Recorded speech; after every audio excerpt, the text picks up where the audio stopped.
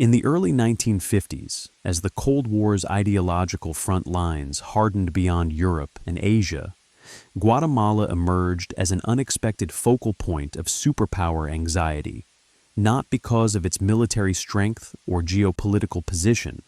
but because its internal political evolution challenged assumptions about control, alignment, and precedent in the Western Hemisphere. And it was within this context that Operation PB's success took shape as a covert campaign designed to remove a government deemed intolerable to U.S. strategic interests without the overt use of force. The roots of the crisis lay in Guatemala's post-war transformation, which began in 1944 with the overthrow of a long-standing authoritarian regime and the inauguration of a decade of reformist governance known domestically as the 10 Years of Spring, a period marked by expanded political participation, labor organization, and efforts to modernize an economy dominated by landed elites and foreign corporations. This transformation accelerated under the presidency of Jacobo Arbenz, who took office in 1951 with a mandate to pursue structural reform, most notably through agrarian redistribution, aimed at dismantling the concentration of land ownership that had left the majority of the rural population landless and economically marginalized. Arbenz's reform agenda, while rooted in domestic conditions and framed as nationalist rather than revolutionary, intersected with Cold War perceptions in ways that proved decisive, as land expropriation affected foreign-owned holdings and the legalization of communist political participation raised alarms in Washington at a moment when U.S. policymakers were increasingly inclined to interpret social reform through the lens of ideological subversion. The most consequential of these intersections involved the United Fruit Company, a powerful U.S.-based corporation whose extensive landholdings, transportation infrastructure, and political influence in Guatemala made it both a direct target of agrarian reform and an effective conduit for framing the Guatemalan government as a threat to hemispheric stability. The expropriation of unused United Fruit lands under Arbenz's land reform law was compensated according to declared tax values, a legalistic but politically explosive move that the company and its allies portrayed as confiscation, reinforcing narratives in Washington that Guatemala was drifting toward communism and required decisive action. These narratives gained traction within an American foreign policy establishment, already shaped by the experience of post-war containment and the belief that perceived weakness or inaction in one theater could invite challenges elsewhere, a belief that endowed even small states with symbolic importance far exceeding their material power. Guatemala thus came to be seen not as an isolated case, but as a test of credibility, a potential precedent that could embolden similar movements across Latin America if left unchecked. And it was this logic that underpinned the decision to pursue regime change through covert means rather than diplomacy or overt intervention. The Central Intelligence Agency, operating under directives that emphasized deniability and speed, began planning a campaign that would combine psychological warfare, political pressure, and limited paramilitary action to create the appearance of an internal uprising and to fracture the loyalty of Guatemala's military, whose support was understood to be the decisive factor in any outcome. Operation PB's success was conceived not as a traditional military invasion, but as an exercise in perception management,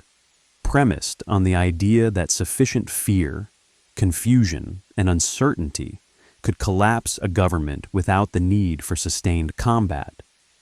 This approach reflected broader Cold War assumptions about the power of psychological operations and the vulnerability of states undergoing rapid social change, assumptions reinforced by intelligence assessments that portrayed Arbenz as isolated, indecisive, and dependent on a narrow coalition that could be disrupted through targeted pressure. Planning accelerated through 1953 and early 1954, as U.S. officials concluded that diplomatic avenues were unlikely to reverse Guatemala's course, and that the presence of a small but legally recognized communist party within the governing coalition constituted an unacceptable risk, regardless of its actual influence. The decision to act covertly rather than overtly was shaped by both international and domestic considerations, including sensitivity to Latin American opinion, the desire to avoid direct violation of the principle of non-intervention, and confidence that a carefully orchestrated operation could achieve results quickly and quietly. Neighboring Honduras was selected as a staging ground, providing geographical proximity, political cooperation, and plausible deniability, while a relatively obscure Guatemalan exile, officer Carlos Castillo Armas, was identified as a suitable figurehead whose leadership could lend the operation a veneer of indigenous legitimacy. Castillo Armas's military credentials and opposition to the Arbenz government made him a useful instrument, even as planners privately acknowledged his limited capacity to command broad support or to sustain power independently. The core of PB's success lay not in the size or strength of the forces assembled, but in the orchestration of an information environment designed to convince Guatemalans, and especially the armed forces, that resistance was futile and that the United States was prepared to escalate if necessary. Radio broadcasts, leaflets, diplomatic signals, and selective acts of sabotage were integrated into a campaign intended to magnify the apparent strength of the opposition and to suggest the inevitability of regime change. This emphasis on perception over force reflected an understanding that the Guatemalan military, though not ideologically committed to Arbenz's reforms, remained wary of direct confrontation with the United States and susceptible to psychological pressure that framed the crisis as a choice between national survival and catastrophic isolation. As the operation moved from planning to execution in mid-1954, these dynamics converged into a situation of acute tension, in which the Guatemalan government faced not a conventional invasion, but a mounting sense of encirclement, uncertainty, and abandonment. Conditions deliberately cultivated to undermine confidence and cohesion at the highest levels of the state. Operation PB's success thus unfolded as a prototype of Cold War covert action, demonstrating how intelligence, propaganda, and limited paramilitary force could be combined to achieve strategic objectives without formal declarations of war, and setting in motion consequences that would extend far beyond Guatemala itself, reshaping U.S. policy in Latin America and establishing a precedent for intervention whose effects would reverberate for decades. As the operation entered its execution phase in June 1954, the gap between the modest material strength of the anti-Arbenz forces and the scale of the crisis they generated revealed the extent to which Operation PB's success was designed to function as an intelligence-driven psychological assault rather than a conventional coup, exploiting uncertainty and institutional weakness to induce collapse from within. The paramilitary component assembled around Carlos Castillo Armas numbered only a few hundred men, poorly equipped and unevenly trained, a force wholly inadequate to defeat the Guatemalan army in open combat. Yet planners understood that victory did not depend on battlefield success, but on persuading Guatemala's leadership that resistance would invite overwhelming retaliation and international isolation. To achieve this effect, the CIA coordinated a sustained psychological warfare campaign that fused rumor, intimidation, and the selective display of force into a narrative of inevitability, carefully calibrated to erode confidence within the military command while avoiding actions that might unify the population around the government.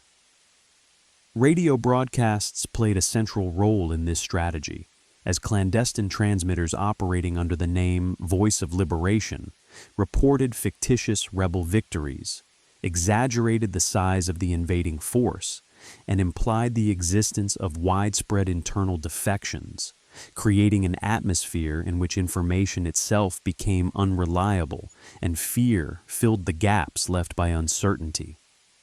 These broadcasts were reinforced by leaflets dropped from aircraft, diplomatic signaling that suggested tacit U.S. endorsement of regime change, and the visible movement of small rebel units across the border, all designed to blur the distinction between rumor and reality, and to convince observers that events were spiraling beyond the government's control.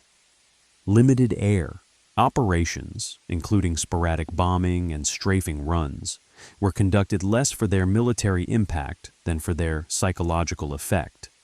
targeting symbolic infrastructure and urban areas to demonstrate reach and to suggest the presence of a more substantial force than actually existed. These actions heightened anxiety in the capital and underscored the government's inability to protect its own airspace, a vulnerability that carried disproportionate weight in a country unaccustomed to aerial attack. Within the Guatemalan High Command, the effect of this campaign was corrosive, as officers struggled to distinguish credible intelligence from manufactured signals and to assess the true balance of power, all while confronting the prospect that continued loyalty to Arbenz might draw the country into direct confrontation with the United States. This fear was not unfounded, as U.S. diplomatic behavior and regional posture were deliberately ambiguous, encouraging the perception that escalation would be swift and decisive if the government resisted. President Arbenz, increasingly isolated, faced a dilemma shaped by these pressures, as his commitment to constitutional process and a reluctance to arm civilian supporters limited his options at a moment when decisive action might have altered the outcome. While his reliance on the military as the ultimate guarantor of authority proved increasingly precarious as that institution weighed its own survival against loyalty to the elected government. Efforts to rally international support through diplomatic channels failed to generate immediate relief, reinforcing the sense that Guatemala stood alone against a hostile environment in which legal arguments carried little weight. Within days, the cumulative effect of psychological pressure began to outweigh the actual military threat, as key officers hesitated to engage the rebel force aggressively, citing uncertainty about U.S. intentions and the risk of catastrophic escalation. This hesitation created a self-reinforcing cycle, as inaction was interpreted by others as evidence of impending defeat, further weakening morale and cohesion. The decisive moment came not through a major battle, but through the erosion of confidence at the top of the state, as Arbenz concluded that continued resistance would likely result in bloodshed without altering the strategic balance, and that his resignation might spare the country a more violent outcome. On 27 June 1954, Arbenz stepped down, transferring power to military leaders who quickly moved to negotiate with Castillo Armas, a transition that unfolded with remarkable speed given the scale of the political transformation involved. The rapidity of this collapse underscored the effectiveness of the operation's design,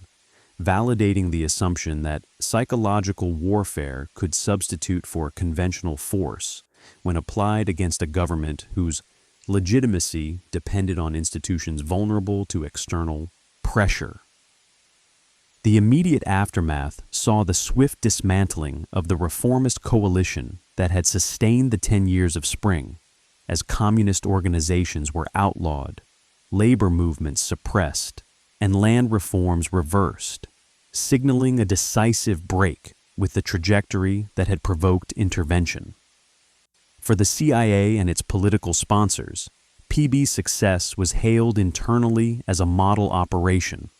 demonstrating that covert action could achieve strategic objectives efficiently and with plausible deniability, reinforcing confidence in similar methods elsewhere. Yet the apparent success masked deeper consequences, as the removal of Arbenz resolved a perceived Cold War threat, while inaugurating a period of repression and instability that would reshape Guatemala's political landscape for decades, raising questions about the long-term costs of intelligence-driven regime change, even as it appeared to vindicate short-term strategic logic. Operation PB's success thus revealed the power of perception as a weapon, illustrating how control of information, fear of escalation, and manipulation of institutional loyalties could bring down a government without a decisive battle, and setting a precedent that would profoundly influence the conduct of covert operations throughout the Cold War. In the wake of Arbenz's resignation, the transition engineered by Operation PB's success moved rapidly from covert destabilization to overt consolidation, revealing how intelligence-driven coups required immediate political restructuring to prevent reversal and to translate psychological collapse into durable control, and the speed with which this phase unfolded underscored the extent to which the operation had anticipated not only regime removal, but the management of its aftermath. The Guatemalan military junta that briefly assumed authority acted swiftly to neutralize potential resistance, suspending constitutional guarantees, arresting perceived sympathizers of the previous government, and signaling alignment with the forces that had precipitated the collapse, a sequence that cleared the path for Carlos Castillo Armas to enter the capital and be installed as head of state with external backing. This installation was framed domestically and internationally as the outcome of an internal liberation rather than a foreign-imposed change, a narrative carefully cultivated to preserve the principle of non-intervention while masking the degree to which the outcome had been orchestrated from outside. Castillo Armas's regime moved quickly to dismantle the institutional and legal foundations of the 10 years of Spring, repealing agrarian reform, dissolving labor organizations, and purging the civil service and armed forces of individuals associated with reformist or leftist politics, actions justified as necessary measures to restore order and protect Guatemala from subversion. These measures, while stabilizing the new government in the short term, also marked the beginning of a pattern in which political exclusion and repression became central tools of governance, narrowing the space for lawful opposition and entrenching a security-centric state. The United States, having achieved its immediate objective, shifted from covert action to overt support, providing diplomatic recognition, economic assistance, and security cooperation designed to stabilize the new regime and to demonstrate the benefits of alignment, reinforcing the perception that the coup had restored Guatemala to the acceptable bounds of hemispheric order. This support extended beyond Guatemala itself, as the success of PB's success was interpreted within Washington as validation of a broader strategy of covert intervention in the Western Hemisphere, strengthening the conviction that early, decisive action could prevent perceived threats from maturing into more formidable challenges. The operation's apparent efficiency and deniability contributed to a sense of institutional confidence within the intelligence community, encouraging the expansion of covert action capabilities, and the belief that complex political environments could be managed through carefully calibrated manipulation of information and force. This confidence, however, rested on a narrow definition of success that prioritized regime change over long-term stability, overlooking the ways in which the destruction of reformist institutions and the empowerment of coercive actors sowed the seeds of future conflict.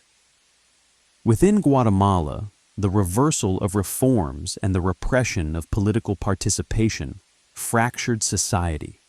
pushing opposition movements underground and fostering conditions in which violence would later become the primary means of contestation,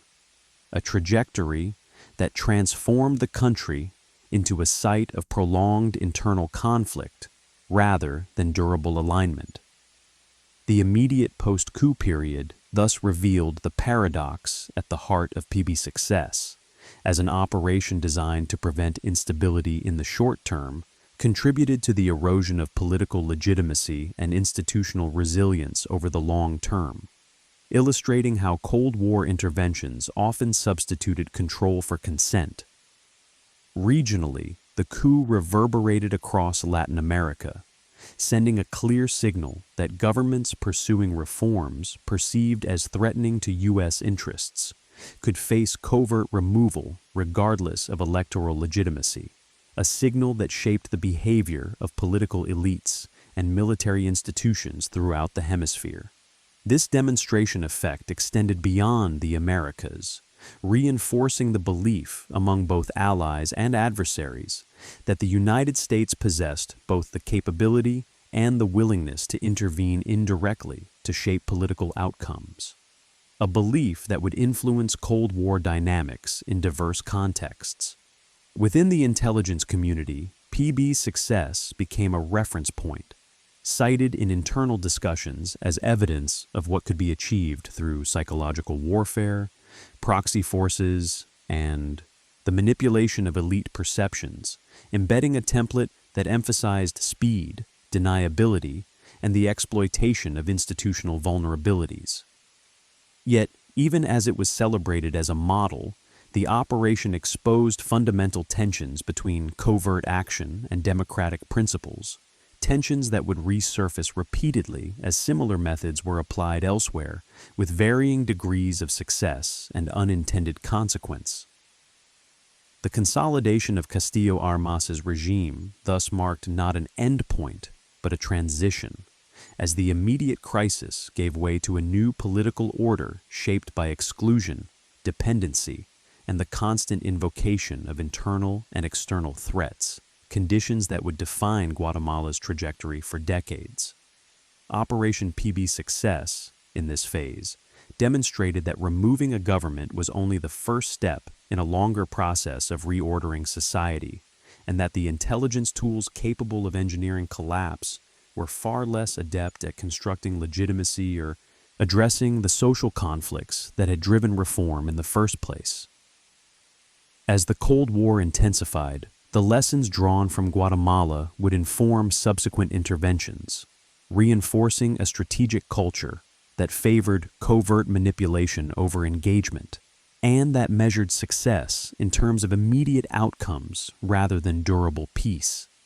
A culture whose imprint would be felt long after the specific operation had faded from public view. As the Cold War context deepened in the latter half of the 1950s,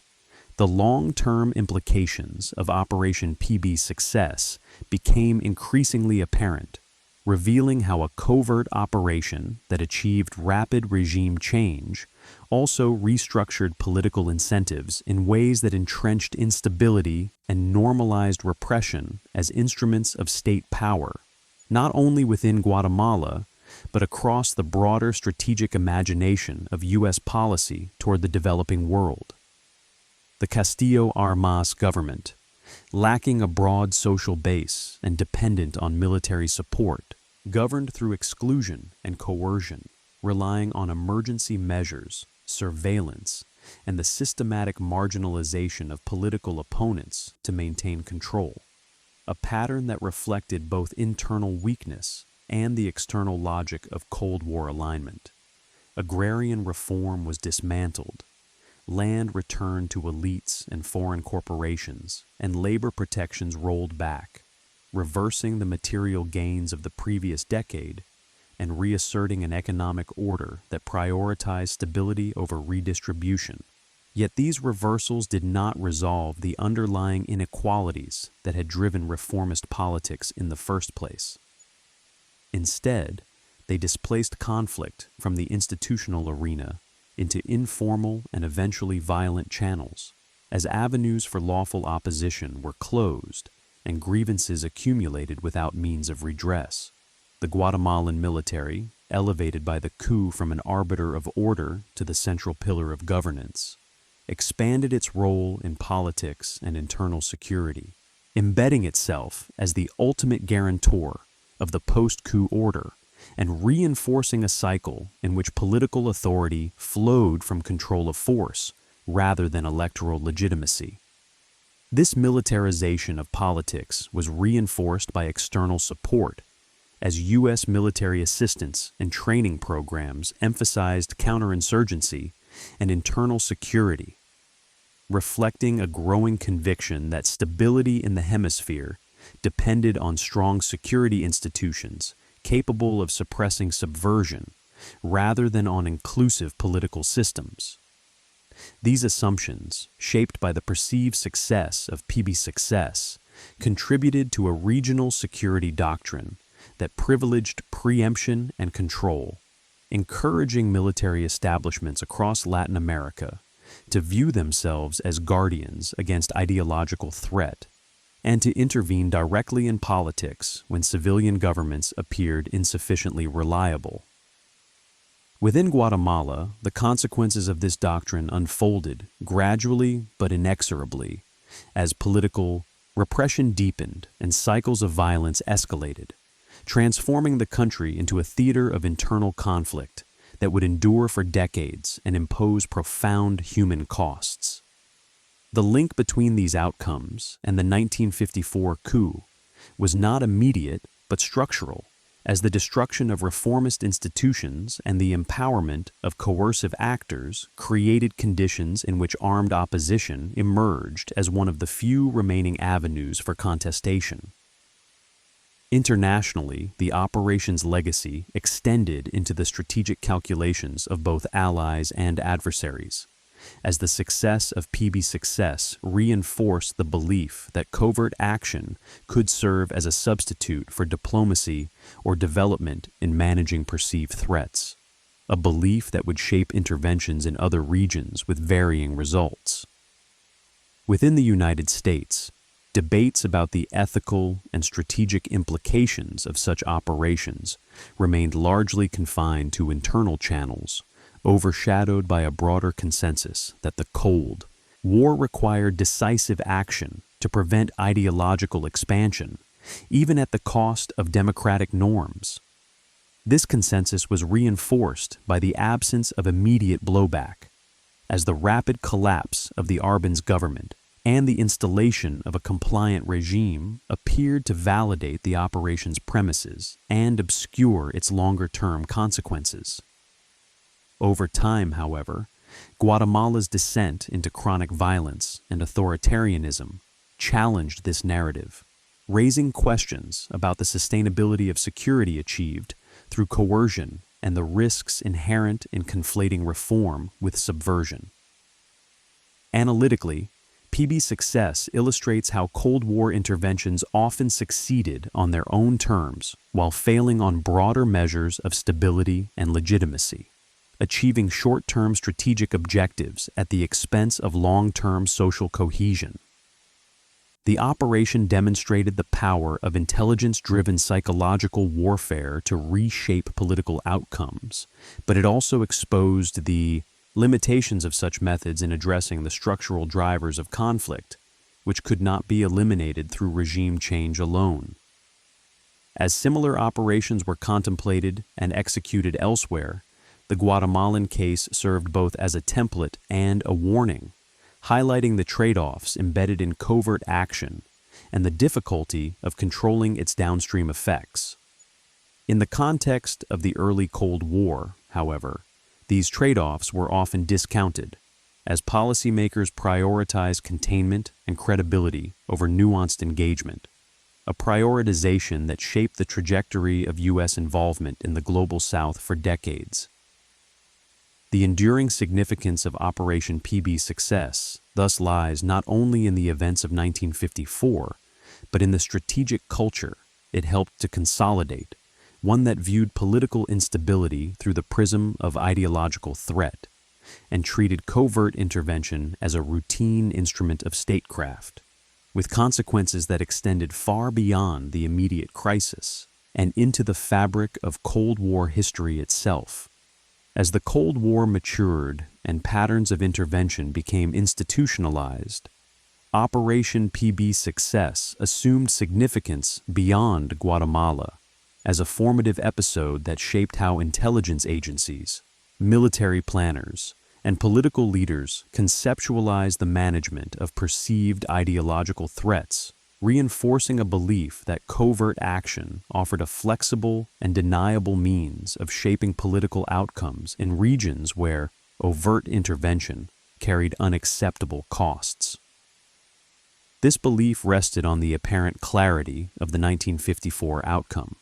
in which a government was removed swiftly, resistance was minimal, and international repercussions were limited,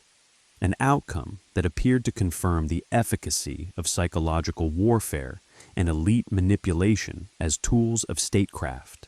Within the U.S. intelligence community, PB Success was absorbed into doctrine as a demonstration of how carefully calibrated pressure could exploit institutional vulnerabilities, particularly in states where civilian authority depended on military loyalty and where fear of external escalation could override domestic legitimacy. This doctrinal influence extended into training, planning, and organizational culture, embedding assumptions about the malleability of political systems and the primacy of perception in determining outcomes, assumptions that would later be tested in more complex environments.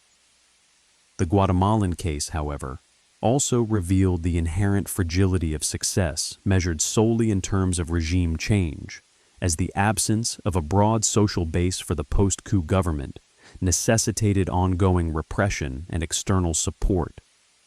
locking the country into a cycle of dependency and coercion that undermined prospects for durable stability. Over time, this cycle generated its own strategic costs, as persistent violence and governance failure in Guatemala complicated regional security and contributed to broader patterns of instability in Central America, illustrating how interventions designed to prevent the spread of influence could instead incubate long-term disorder. The legacy of PB Success thus intersected with evolving Cold War realities, as subsequent interventions encountered environments where psychological pressure alone proved insufficient, and where the destruction of reformist institutions produced power vacuums filled by more radical and violent actors. In retrospect, the operation exposed a critical asymmetry between the ease of inducing collapse and the difficulty of constructing legitimacy, an asymmetry that would haunt later efforts to replicate its apparent success.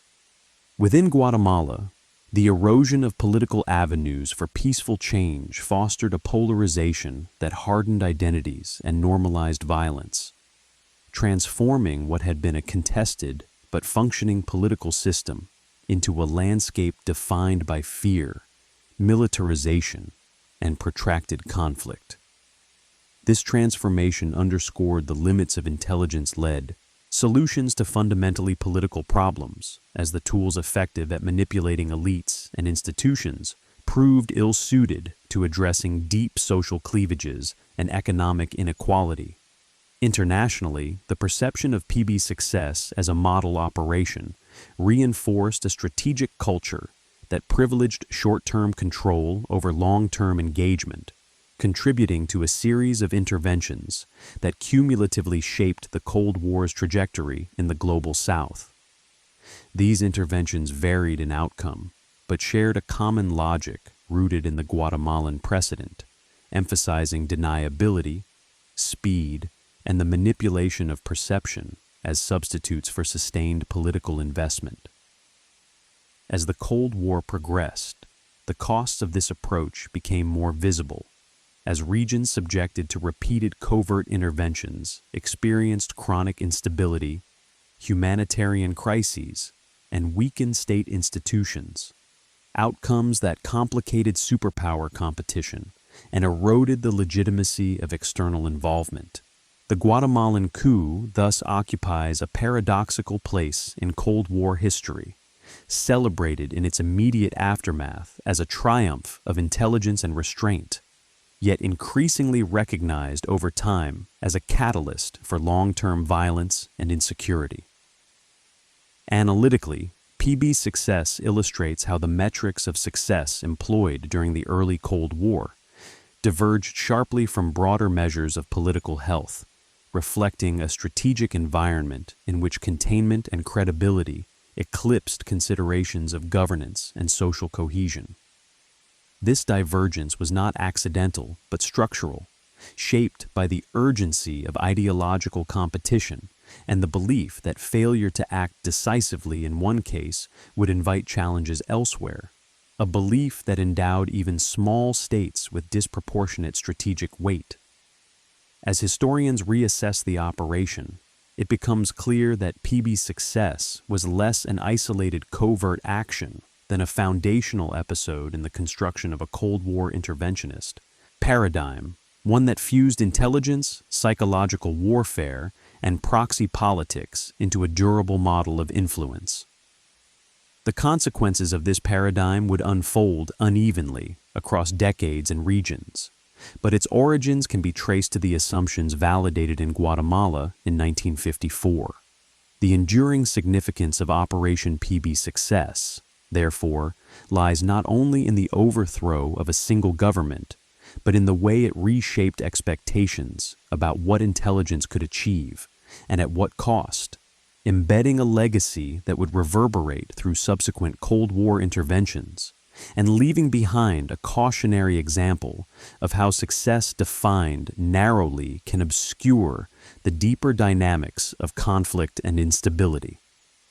In its final historical balance, Operation PB's success stands as one of the most consequential early Cold War interventions, precisely because it demonstrated how intelligence, perception, and deniability could be mobilized to achieve decisive political change while simultaneously obscuring the long-term consequences of that change, and its legacy lies less in the events of June 1954